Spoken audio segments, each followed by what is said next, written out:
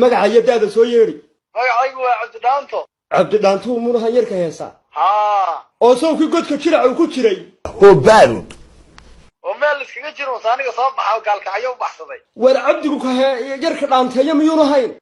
maama qadiijo handaraabtay haa yaa kuu sheegay oo maan maqlay adeer maadigii baa qodhay xirada waa anigii adeero waa anigii oo waad xidhnayd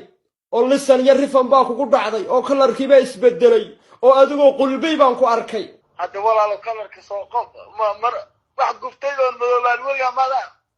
miyaad aragtay wax walba markay gubtaa way madoobaan maana too kufin ma kufin inaan sujuudo mooye weliga wejiga dhulka ma saar oo nimankiinan cadcad ee noo heesa ee qurquruxda badan leh ee nugursnudhaano u eekaada oo lix gacmood isa saara oo qurquruxda oo faamiliyaba ma qabtaan anu waan yarahay waniyo barsaa ugu jir assalaamu calaykum caawa waynu ceebaysanahay fanaan soomaaliyeed baa marti inoo ah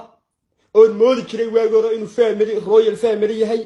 laakiin alxamdulilahi rabbilcaalamiin tabarucaadkii caawa waa yimid waa yar xidhay inaad maqashay mooyaane cabdi oo la handaraabay miyaad maqashay weli inankii joofka lahaa inan yarka dheere taswiirta ku quruxda badan ya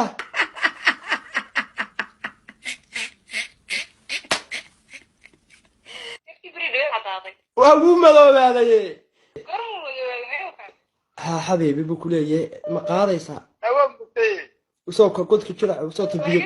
soo tibiyo laga shubay soo kii yiri biyaa lay maroojiyey waa lay maroojiyey soo kii ku yiri qalbiga horta ku madow ruunay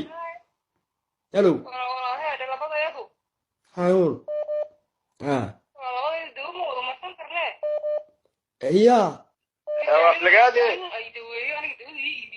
barnaamijkayga tabarucaad waxyaabahaasi waa ka aflagaado suldaanku koofiyadda hadduu sidaa u gashado meesha uu handaraabaya waxa weeyi in joog dawadani waa maxay anigu ma farabalayn baan iibinaya anigu